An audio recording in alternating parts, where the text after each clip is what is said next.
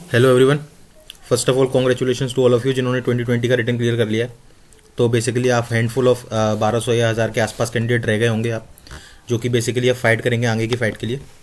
तो जो आगे की फ़ाइट है बेसिकली आपका मोस्ट ऑफ द जो रिटर्न का पार्ट होता है या जो नंबर के पार्ट होते हैं वो आपके डिसाइड हो चुके हैं पेपर 1 और पेपर 2 में। द ओनली थिंग जो आपके नंबर वाले पार्ट हैं वो आपका इंटरव्यू डिसाइड करेगा, जो होगी 150 मार्क्स का होगा, जो कि डायरेक्टली और इनडायरेक्टली आपके डेफ के ऊपर डिपेंड करने वाला है। तो आपके मार्क्स अगर पेपर 1 पेपर 2 में थोड़ा कम भी रह गए तो आप यहाँ से इंटरव्यू में मार्क्स खींच सकते हैं। वो आप कैसे कर सकते हैं, जब आप अपने डेफ को अच्छी तरीके से भरेंगे। तो इसके अंदर बेसिकली मैं डेफ के ऊपर एक छोटा सा वीडियो लेके आया हूँ, जिसमें मैं आपको बताना चाहता हूँ कि जो जो गलतियाँ हम लोग करते हैं डेफ भरते हैं, थोड़ी बहुत गलतियाँ अपार्ट फ्रॉम दिस हम लोग, अगर आप लोग चाहो तो जो ओनर हैं आप कमेंट में डाल सकते हैं, तो ओनर शायद आपके लिए और भी वीडियो वगैरह लेके आ जाएँ जो मतलब डेफ रिलेटेड होती हैं कि कैसे प्रिपेयर किया जाए अपने डेफ को, इस टाइप की चीज़ें। तो आप कमेंट में येस और नो डाल दीजिएगा, वो लेके आ जाएंगे उस हिसाब से। तो चलिए स्टार्ट करते हैं। फर्स्ट ऑफ ऑल जैसा कि एक जो सबको लगता है कि आइडेंटिकल फोटोग्राफ होना चाहिए, आइडेंटिकल होना चाहिए, ये बेसिकली मेरा 2017 का डेफ है और ये जो फोटोग्राफ है वो मेरा 12th क्लास का है। तो आइडेंटिकल फोटोग्राफ ऐसा कोई वो हार्ड एंड फास्ट रूल नहीं है कि आइडेंटिकल होना चाहिए, वो कैसा ही फोटोग्राफ ले लेते हैं। मैटर जो चीज़ करती है वो करती है कि आपका अभी के फेस से वो नया वाला फोटोग्राफ मैच करना चाहिए। अपार्ट फ्रॉम दिस मेरे को लगता है फर्स्ट फेज पे ऐसा किसी को कोई दिक्कत नहीं होनी चाहिए, क्योंकि यहाँ पे बेसिकली आपके नेम, आपका एड्रेस वगैरह पूछा गया है, तो इसमें ऐसा कोई दिक्कत नहीं होनी चाहिए। और यहाँ पे जो वेरियस क्वेश्चंस बनते हैं, जैसे कि आगरा है, अगर आगरा आपकी डिस्ट्रिक्ट है तो आपकी डिस्ट्रिक्ट की 3 मेजर प्रॉब्लम्स बताइए, आपकी हिस्ट्री का हिस्टोरिकल बैकग्राउंड, जैसे आगरा का ताजमहल हो गया, इस टाइप की चीज़ें। चलो क्वेश्चंस के ऊपर हम लोग डेफिनेटली बाद में वीडियो लेके आएंगे, अभी मैं बता देता हूँ क्या क्या चीज़ें आपको भरनी है डेफ के अंदर सही तरीके से। तो सेकंड पेज पे जब हम आते हैं तो यहाँ पे हम लोग देख रहे हैं कि जो मेन चीज़ है, यहाँ पे हम लोग देख रहे हैं कि आपका एग्जामिनेशन पास्ट, जो आपने एग्जामिनेशन 10th पॉइंट में अक्सर आप लोगों को दिक्कत होती है कि कौन सा वाइड 6 रूल है। वाइड रूल 6 बेसिकली वही है कि आपने ग्रेजुएशन कर रखी है कि नहीं कर रखी है। अगर आपने ग्रेजुएशन कर रखी है और आपके पास स्कैन फोटो है उस चीज़ की, तो आप इसमें यस लिखिए, ठीक है। बिकॉज जब पीईटी के टाइम आएगा तो वो आपकी वो चीज़ चेक करते हैं, और अगर आपके पास वो चीज़ अवेलेबल नहीं होती है तो वो आपको वहाँ से भगा देंगे। और apart from this foreign institution से अगर आपने ले रखा है तो यस लिखिए, वरना नो लिखिए। तो अब बात करते हैं एजुकेशन क्वालिफिकेशन की। बेसिकली जो रहता है 10th 12th और ग्रेजुएशन जो आपकी रहती है, वो चीज़ आपको यहाँ पे भरनी है। यहाँ पे भरते हुए हम लोगों को एक चीज़ ध्यान रखनी है, जब आप सब्जेक्ट भरो ना, तो जो सब्जेक्ट आपको नॉलेज हो उन सब्जेक्ट को पहले भरिएगा, क्योंकि ह्यूमन टेंडेंसी रहती है इंटरव्यूअर की कि मतलब जो पहले सब्जेक्ट भरा होगा तो उसकी निगाह पहले सब्जेक्ट पर जाएगी। जैसे कि फिजिक्स पहले भरा हुआ है तो फिजिक्स पे पहले नजर जाती है। इसी वजह से मैंने, जैसे कि बीएससी था तो बीएससी के टाइम पे मेरे को इतना सही नहीं था केमिस्ट्री, फिजिक्स, मैथ वगैरह, तो मैंने इसी वजह से यहाँ पे फिजिकल एजुकेशन और राष्ट्रीय गौरव को पहले भरा, क्योंकि राष्ट्रीय गौरव एक ऐसा सब्जेक्ट है जो हर एक कॉलेज में नहीं पाया जाता है। तो वो डेफिनेटली पूछेंगे कि राष्ट्रीय गौरव क्या है, ये मतलब इस टाइप से उनकी नज़र लेने के लिए मैंने, और मतलब मैं चाहता था थोड़ा बहुत इंटरव्यू इस चीज़ के ऊपर जाए। तो इस तरीके से आप जो चीज़ आपको आती है उस चीज़ को पहले भरिए, ताकि इंटरव्यूअर की निगाह उस चीज़ पर जाए, क्योंकि जो बीच में चीज़ होती है और लास्ट में होती है अक्सर उस चीज़ पर इतनी निगाह नहीं जाती है। तो इसकी वजह से मैंने ये चीज़ भरी है। तो ये एक पॉइंट है जो आप कर सकते हैं सही तरीके से।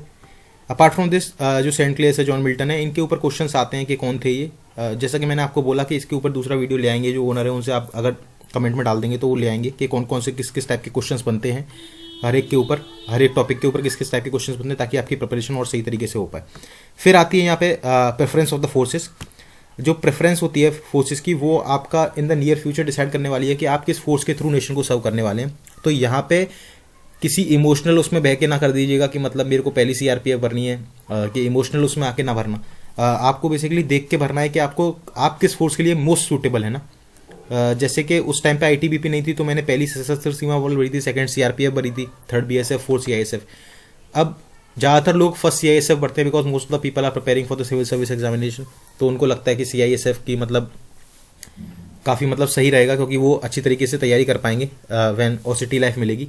डेफिनेटली सीआईएसएफ के अपने पक्ष हैं सर, हर एक फोर्स के अपने पक्ष होते हैं। आईटीबीपी के अपने पक्ष हैं, जैसे कि आप एडवेंचर लाइफ जी पाएंगे, अच्छी लाइफ जी पाएंगे, लाइफ जो कि पोल्यूशन से काफ़ी ज़्यादा दूर रहेगी, उस वैसी लाइफ जी पाएंगे। तो हर एक फोर्स के अपने पक्ष हैं। सीआरपीएफ सबसे ज़्यादा डाइवर्सिफाइड फोर्स है, वैली क्यूएटी से लेके कोबरा से लेके यूएन पीस कीपिंग मिशन से लेके हर जगह सीआरपीएफ आपको दिखाई देगी। तो हर एक फोर्स के अपने पक्ष हैं। अपार्ट फ्रॉम दिस एम्प्लॉयमेंट के अंदर बात करते हैं, तो एम्प्लॉयमेंट के अंदर आप लोगों को देखना है कि अगर आपका बहुत ज़्यादा गैप है तो आप यहाँ पे टीचर डाल सकते हैं, क्योंकि बिकॉज अगर आपका गैप होगा तो आप उस गैप को जस्टिफाई कैसे करेंगे कि सर मैं इतने टाइम तक खाली बैठा रहा। तो इसकी वजह से यहाँ पे आप टीचर डाल सकते हैं। जैसे कि मेरा गैप था, लेकिन मैंने फिर मेरा गैप था तो मैंने यहाँ पे जो मैंने काम किया, वो मैंने जो पर्टिकुलरली काम किया था वो मैंने डाला हुआ है यहाँ पे। तो आप टीचर डाल सकते हैं अगर आपका बहुत ज़्यादा गैप है, लेकिन अगर टीचर डाल दिया आपने तो उसके ऊपर भी आपके ऊपर बहुत ज़्यादा क्वेश्चंस बनेंगे, जैसे कि टीचिंग से आपने क्या सीखा, बच्चों अगर नहीं सीख पा रहे तो आप कैसे करेंगे, तो इस टाइप के क्वेश्चंस हैं। तो आपकी हॉबीज़ के ऊपर या फिर आपके एम्प्लॉयमेंट के ऊपर भी क्वेश्चंस ये लोग लेके आ जाएंगे जो चैनल मेंबर्स हैं। अपार्ट फ्रॉम दिस, अगर बात करी जाए कि डिटेल ऑफ द एग्जामिनेशन और रिक्रूटमेंट जो आपने यूपीएससी के थ्रू एग्जामिनेशन दिए हैं उनकी डिटेल, तो यहाँ पे अगर आप हार्डकोर डिफेंस एक्सपीरियंट है ना, और आपने 17-18 एसएसबी दे दिए हैं, तो 17-18 मत डालिए, एटलीस्ट कम से कम 5 से 6 डालिए, ताकि उनकी एक बार नजर पड़ जाए कि yes he is a hardcore defence aspirant और हम लोगों को ऐसा ही बंदा चाहिए और he will be willing to join the force at any cost. तो वो ज़्यादा मैटर करेगा। आप 17-18 डालेंगे या 5-6 डालेंगे, बात तो एक ही है, उनकी नज़र तो 17-18 पे ही पड़ेगी, 5-6 पे ही पड़ेगी। ठीक है, तो वो चीज़ आप डालिए यहाँ पे। अपार्ट फ्रॉम दिस, ये फादर वाला जो सेक्शन है, मदर वाला सेक्शन है, इसमें ऐसे कुछ है नहीं बताने के लिए। हाँ, बात आती है प्राइज मेडल एंड स्कॉलरशिप की। तो यहाँ पे पर्टिकुलरली आपके कुछ लोगों की क्वेरीज रहती हैं कि मतलब क्या वो सर्टिफिकेट्स वगैरह चेक करते हैं। नो, डेफिनेटली वो सर्टिफिकेट्स वगैरह चेक नहीं करेंगे, लेकिन जो चीज़ आप भर रहे हैं उनमें से वो ऐसे ऐसे क्वेश्चंस पूछेंगे कि मतलब डेफिनेटली उन लोगों को पता चल जाएगा कि आपने वो चीज़ कर रखी है कि नहीं कर रखी है। तो यहाँ पे बेसिकली सच ही भरिएगा, अगर आपने जीत रखा है तो भरिएगा, अदरवाइज मत भरिएगा। और टीम एनसीसी ट्रैकिंग वगैरह जो आपने कर रखा है, जैसे कि मेरा पूरा एनसीसी से भरा हुआ था, बिकॉज मैंने एनसीसी कर रखी थी उस टाइम पे, तो एनसीसी वगैरह भर सकते हैं आप। और यहाँ पे भी सेम, जैसे कि अदर एक्स्ट्रा को करिकुलर एक्टिविटीज़ जो हैं या फिर जो आपके इंटरेस्ट हैं या हॉबीज़ हैं आपकी जो यहाँ पे भरनी है, तो यहाँ पे भी वो हॉबीज़ पहले भरिएगा जो आपको पर्टिकुलरली पता हो। जैसे कि अगर आपको शूटिंग करना बहुत ज़्यादा पसंद है और आपको गन्स के बारे में पता है, जैसे कि मेरे को पता था गन्स के बारे में, तो मैंने शूटिंग को पहले रखा, मैं चाहता था कि यहाँ से क्वेश्चन आए। तो जो हॉबीज़ आपको कन्फर्म हो उनको पहले भरिएगा, जो आपको थोड़ी बहुत कम कन्फर्म हो उनको पीछे भरिएगा। अब बहुत लोग होते हैं जिन्होंने cricket, most of the people India में क्रिकेट खेलते हैं डेफिनेटली ना, तो लेकिन उन्होंने कहीं कोई प्राइज़ नहीं जीत रखा होता। अब उनकी हॉबीज़ भी होती है क्रिकेट, तो वो लिख सकते हैं पर्टिकुलरली यहाँ पे क्रिकेट, और नॉलेज भी क्रिकेट के बारे में डिसेंट अमाउंट ऑफ नॉलेज ले सकते हैं। लेकिन जब वो वहाँ पे ज़्यादा क्वेश्चन पूछें तो आप पर्टिकुलरली बी ऑनेस्ट और बोल दे, सर मैंने बेसिकली गली लेवल पे या फिर अपने दोस्तों के साथ खेलता हूँ और मेरे को अभी भी ये चीज़ मेरे को पसंद है काफ़ी हद तक, क्योंकि ये फिजिकली फिट रखती है। अपार्ट फ्रॉम दिस एक सोशल नेचर क्रिएट करती है, लोगों के साथ रहना पसंद करती है, घुलना मिलना सिखाती है। तो दिस काइंड ऑफ थिंग आप अपने आंसर को मोल्ड करके आप अपने ओपिनियन बता सकते हैं उन लोगों को पर्टिकुलरली कि हाँ ऐसा हुआ था, ऐसा कर सकता हूँ। तो ये जो है पर्टिकुलरली मेरे को लगता है ये। अपार्ट फ्रॉम दिस, आप जो भी कमेंट में डालेंगे हॉबीज़ वगैरह, उनके ऊपर क्या क्या क्वेश्चंस बनते हैं उनके ऊपर जो चैनल मेंबर्स हैं वो लेके आ जाएंगे, जैसा भी चाहिएगा आपको।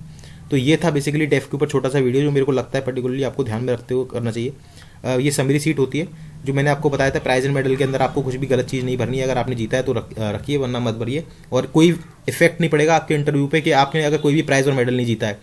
दे are going to check your personality, जो आप अभी हो, रादर देन जो आपने पहले जीता है उस चीज़ से ना। डेफिनेटली थोड़ा हद तक प्लस पॉइंट मिल सकता है किसी को, लेकिन आप उस चीज़ को अभी यहाँ पे प्रेजेंट कर पाओगे कि सर मैंने डेफिनेटली कोई चीज़ नहीं जीती है, लेकिन ऐसा नहीं है कि मैं बेकार हूँ, तो वो आपको नंबर देंगे ही देंगे एट एनी कॉस्ट ना। सेम गोज विद ये हॉबीज़ में थोड़ा हद तक डालना, जो भी आपकी हो, छोटी मोटी हॉबी, एक आध दो हॉबी तो हर पर्सन की होती है, बिकॉज हर एक पर्सन, चाहे यूट्यूब वीडियो देखना क्यों ना हो, मोटिवेशनल वीडियो हो गया या फनी वीडियो हो गया, वो भी डाल दीजिएगा आप। ई स्पोर्ट्स हो गया, आजकल के लोगों की ई स्पोर्ट्स हॉबी होती है, तो ये सब चीज़ें आप प्लीज़ डालिएगा, ये आपके लिए काफ़ी ज़्यादा बेनिफिशियल रहती है। अपार्ट फ्रॉम दिस, यहाँ पे झूठ मत भरिएगा, प्राइज एंड मेडल्स हो गया या फिर किसी टीम में हो गया, ये सब चीज़ें, ये थोड़ा मतलब आप झूठ भरते हैं तो आप बेसिकली ऐसा होता है कि अगर आप एक झूठ भरेंगे तो वो एक क्वेश्चन पूछेंगे आपसे, उसके अगर उन्होंने 2-3 क्वेश्चन पूछना स्टार्ट किए और आपको फंसाना स्टार्ट किया, तो आप उस झूठ के अंदर फंसते जाएंगे। और इंटरव्यू बेसिकली 25 मिनट चलता है, और आप अगर एक भी झूठ के अंदर फंस गए ना, तो सारे का सारा इंटरव्यू उसी चीज़ के ऊपर जाएगा, और जो आपकी पर्सनैलिटी होती है वो काफ़ी हद तक वहाँ पे बेकार करके चला जाएगा। तो इसकी वजह से मैं ये बोल रहा था कि आप यहाँ पे झूठ ना भरिएगा। तो that's all from my side, और थोड़ा डेफ थोड़ा समझ के भरिए, क्योंकि ये आपके इंटरव्यू के मार्क्स डिसाइड करने वाला है। Apart from this, all the best for your near future. Thank you and जय हिंद।